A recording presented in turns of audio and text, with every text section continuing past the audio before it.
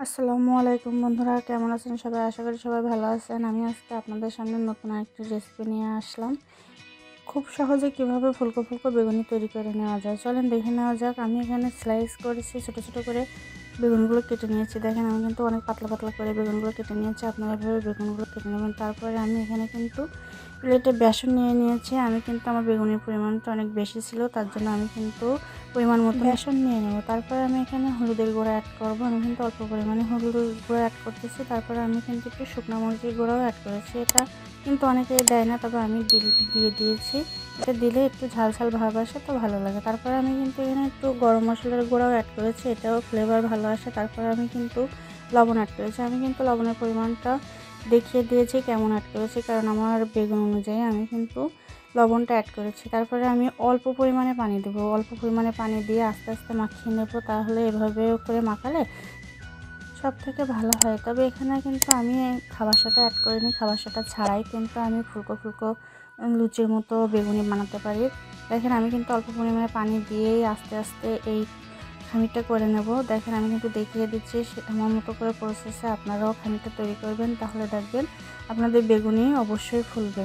আমরা প্রথমেই একসাথে অনেকগুলো পানি দিয়ে ফেলি, যার জন্য কিন্তু অনেকগুলো পানি হয়ে যাওয়ার কারণে কিন্তু খামিরটা ভালোভাবে হয় না। এর জন্য আমি আস্তে আস্তে অল্প অল্প পানি দিয়ে খামিরটা করে নেব, তাহলে আঠালো ভাব চলে আসবে। এতেই কিন্তু লুচির মতো করে বেগুনিটা ফুলে ফুলে উঠবে।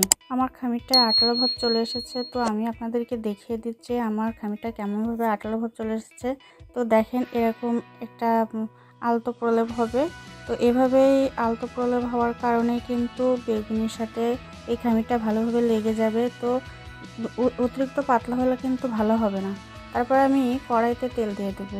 কিন্তু তেলটা গরম হয়েছে কিনা দেখার জন্য আমি এক টোপ দিয়ে দেবো তেলের উপরে। দেখেন আমার কিন্তু তেলটা অনেকটাই গরম হয়ে গেছে। তো তেল যদি ভালোভাবে গরম না হয় তাহলে কিন্তু আমাদের বেগুনিটা ভালোভাবে ফুলবে না। তখন আপনারা বলবেন যে বেগুনিটা কেন ফুলে না। তবে প্রথমেই বলছি যে ভালোভাবে তেলটা গরম হওয়া পর্যন্ত অপেক্ষা করতে হবে। আমার তেলটা গরম হয়ে গেছে, আমি এখানেই দিয়ে দেব। দেখেন আমার কিন্তু তেলটা গরম হওয়ার কারণেই আমার এবারে বেগুনিগুলো খুব ভালোই ফুলে উঠছে। আপনারা দেখতেই পাচ্ছেন বেগুনিটা ভালোভাবে ফুলে উঠেছে। কোনো রকম খাবার সোডা ব্যবহার না করেই কিন্তু আমি লুচির মতো করে বেগুনিটা দেখেন ফুলকো ফুলকো বেগুনি ভাজা হয়ে যাচ্ছে। তো এভাবে যদি আমার মতো করে প্রলেপটা ভালোভাবে মাখিয়ে নেন, এমনকি খাবার সোডাও যদি না দিতে চান তাহলে কোনো সমস্যা হবে না। দেখেন আমার বেগুনিটা কিন্তু বেশ ভালোই ফুলেছে। আপনারা তো দেখতেই পাচ্ছেন, আমি কিন্তু আরেকটা দিয়ে দেখিয়ে দিচ্ছি। আমার বেগুনিগুলো প্রত্যেকটাই বেগুনি এভাবে ফুলে উঠেছে। তো আপনাদের প্রথমেই বলছি যে আপনারা যদি খামিরটা ভালোভাবে মাখিয়ে নিতে পারেন তাহলে আমার মতো এরকম বেগুনি ফুলে উঠবে। আমার প্রত্যেকটা বেগুনি কিন্তু লিচুর মতো ফুলে উঠেছে। আপনারা কিন্তু দেখতে পাচ্ছেন আমি কিন্তু কোনো খাবার সোডা ব্যবহার করি না, আপনাদের সামনেই কিন্তু দেখিয়ে দিয়েছি আমি কী ব্যবহার করেছি আর কী ব্যবহার করিনি। অনেকেই বলে খাবার সোডা না দিলে ফোলে না। তো দেখতেই পাচ্ছেন আমার প্রত্যেকটা বেগুনি কিন্তু লুচির মতো ফুলেছে। তো আপনারা খাবার সোডা ছাড়াই এরকম লুচির মতো ফুলকো বেগুনি খেতে পারবেন।